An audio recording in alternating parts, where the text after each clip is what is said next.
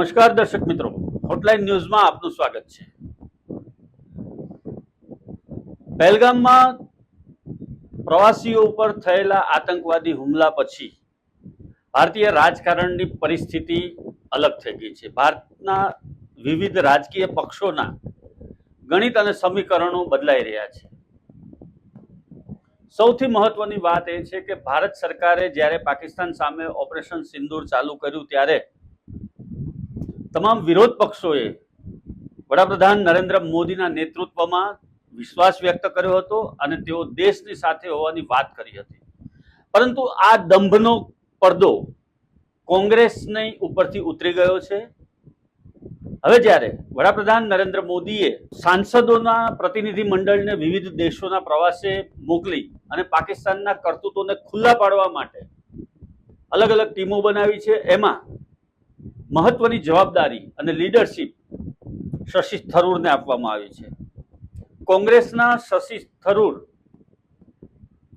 એક બૌદ્ધિક નેતા છે અને ખૂબ જ ઉમદા વક્તા પણ છે। એની સાથે સાથે એમના નોલેજ માટે કોઈ પણ પ્રશ્ન ન હોઈ શકે એવા એ નેતા છે। વડાપ્રધાન નરેન્દ્ર મોદીએ એમને જવાબદારી સોંપી એની સાથે જ કોંગ્રેસના કેટલાક નેતાઓને પેટમાં શું ઉપડ્યું છે, એમને દુખાવો ઉપડી ગયો છે પેટમાં, કે આને જવાબદારી કઈ રીતે મળી શકે। અમારી હયાતીમાં તો રાહુલ ગાંધી અથવા પ્રિયંકા ગાંધી અથવા તો સોનિયા ગાંધી એને જ જે કાંઈ મહત્વ મળવું જોઈએ એ મળવું જોઈએ, એના સિવાયના કોઈ પણ કોંગ્રેસના નેતાનું કદ કઈ રીતે વધી શકે। અને એ લોકોએ અનેક તબક્કે શશી થરૂરને ડિમોરલાઇઝ કરવાનો પ્રયત્ન કર્યો છે। એમને પક્ષમાંથી ક્રિટિસાઇઝ કરવામાં આવ્યા છે। એની સાથે સાથે જ્યારે ઓપરેશન સિંદૂર ચાલુ હતું ત્યારે આ એ જ કોંગ્રેસીઓ છે જેમણે શશી થરૂરના રાષ્ટ્રવાદી નિવેદનની સામે છૂપો વિરોધ વ્યક્ત કર્યો હતો અને વિરોધ વ્યક્ત કરવા સાથે એમણે એવું પણ કહ્યું હતું કેટલાક નેતાઓએ કે આ એમનું અંગત મંતવ્ય છે, કોંગ્રેસ એની સાથે સહમત નથી।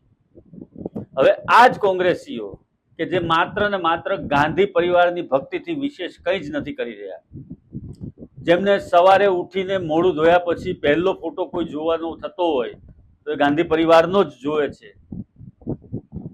ભગવાનને દીવાબત્તી પણ મને એવું લાગે છે કદાચ પછી કરતા હશે, પેલા આ બધા હયાત ગાંધી પરિવારના હયાત અને મૃતક તમામના ફોટાઓ મૂકીને આરતી ઉતારતા હશે, પછી જ એમની દિનચર્યા શરૂ થતી હશે। આ એ શશી થરૂર છે જેણે વિશ્વની અગ્રગણ્ય યુનિવર્સિટીઓ કહી શકાય એમાં પોતાના વક્તવ્ય આપ્યા છે અને ખૂબ જ બૌદ્ધિક વાતો વિશ્વના રાજકારણની સંદર્ભમાં એમણે રજૂ કરેલી છે। આર્થિક બાબતો હોય કે કોઈ પણ બાબતો હોય, વિવિધ દેશોના જે સમસ્યાઓ છે એના વિશે પણ એમણે વાતો કરેલી છે। વડાપ્રધાન નરેન્દ્ર મોદીએ એક ગાયે બે પક્ષી માર્યા છે। કોંગ્રેસમાં ફૂટ પડાવવાની હતી એ પડાવી દીધી અને પોતાના જે માનીતા સાંસદ હતા એને એક પ્લેટફોર્મ પણ આપી દીધું જે ઇન્ટરનેશનલ લેવલનું છે। નહીં તો ભારતીય જનતા પાર્ટીમાં નેતાઓની કોઈ ખોટ જ નથી। ભારતીય જનતા પાર્ટી જેને પણ ધારે એને મૂકી શકે એમ છે, પરંતુ એક ચોક્કસ કુકરી મારી છે, ચોક્કસ દાવ માર્યો છે, ચોક્કસ શોખથી મારી છે, જેના કારણે હવે કોંગ્રેસમાં ધમાસાણ શરૂ થયું છે। અને કોંગ્રેસના જ મેં કીધું એમ કે આ ગાંધી પરિવારના જે સભ્યો છે એ લોકો બધા હવે શશી થરૂરની સામે બાયો ચડાવે છે। થોડાક તમને ભૂતકાળમાં લઈ જાવ તો વર્ષ 2023-24ની અંદર આ એ શશી થરૂર છે જેમણે વડાપ્રધાનની કાર્ય પદ્ધતિ, એમના નિર્ણયો અને એમની આવડત એના વખાણ કર્યા હતા। વડાપ્રધાન પણ કોંગ્રેસના નેતાઓના સારા ગુણો હોય અથવા એમની સારી વાત હોય તો એને વારંવાર સંસદમાં પણ રજૂ કરતા રહ્યા છે। હું તમને ઉદાહરણ આપું કે ગુલામ નબી આઝાદ જ્યારે રિટાયર્ડ થઈ રહ્યા હતા ત્યારે ગુલામ નબી આઝાદ વિશે એમણે ખૂબ સારું વક્તવ્ય આપ્યું હતું અને એક વડાપ્રધાન તરીકે એક વિરોધ પક્ષના સભ્યનું આ પ્રમાણે વખાણ કરે તો એમાં બંનેની મહત્તા વધે છે, બંનેનું મહત્વ વધે છે અને નેતાની ક્વોલિટી કેટલી સારી હશે એ પણ એસ્ટાબ્લિશ થાય છે બંને પક્ષે। માત્ર એક પક્ષની વાત નથી, બંને પક્ષે નેતાઓની દ્રષ્ટિ કેટલી સારી હશે એ પણ નક્કી થાય છે।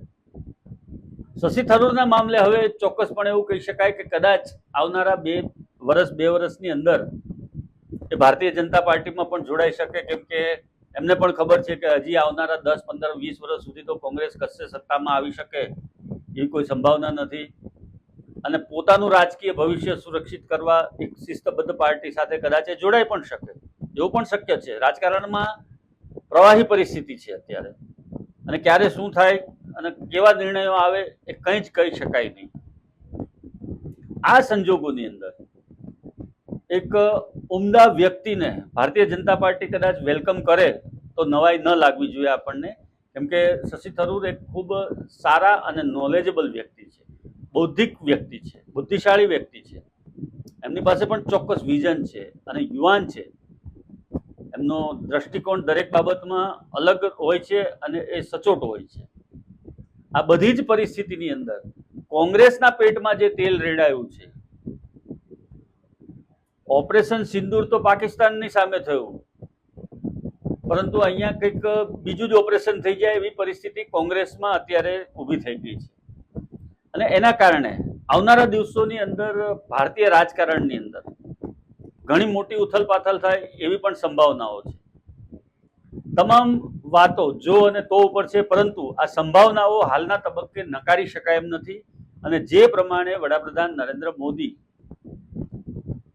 માત્ર ભારત અને ભારતના હિતની વાત કરી રહ્યા છે, રાષ્ટ્રહિતની વાત કરી રહ્યા છે, રાષ્ટ્રના સંરક્ષણની વાત કરી રહ્યા છે, ત્યારે એમને પણ આવા વ્યક્તિઓની ચોક્કસપણે જરૂર હોય અને આવા વ્યક્તિનો જો સાથ મળે તો એ કદાચ આના કરતાં પણ બમણા જોરથી રાષ્ટ્રહિતનું કામ કરી શકે એવું પણ કહી શકાય.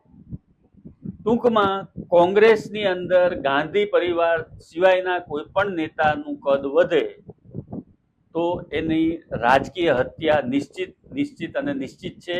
એ વાત આપણે શરદ પવાર, પીએ સંગમા સહિતના એવા સંખ્યાબંધ નામો આપણે ગણાવી શકીએ કે એ લોકોની પોલિટિકલ કરિયર ગમે ત્યારે ખતમ થઈ શકે છે. આ વખતે વડાપ્રધાને જે પ્રમાણે આ જવાબદારી એમને સોંપી છે અને શશી થરૂર જે પ્રમાણે ઉત્સાહથી એ કામ કરવા માટે આગળ વધી રહ્યા છે, એને જોતા આવનારા દિવસોમાં દેશના રાજકારણમાં કદાચ નવા સમીકરણો જોવા મળે અને નવી ઉથલપાથલ પણ જોવા મળે તો નવાઈ નહીં રહે. ધન્યવાદ. દર્શક મિત્રો, આવા જ પ્રકારના વિડીયો જોવા માટે આપ અમારી હોટલાઇન ન્યૂઝ ચેનલને લાઇક કરો, શેર કરો અને સબસ્ક્રાઇબ કરો. આવા પ્રકારના વિડીયો તમને જોવા ગમતા હોય તો હોટલાઇન ન્યૂઝ ચેનલને લાઇક, શેર અને સબસ્ક્રાઇબ કરો.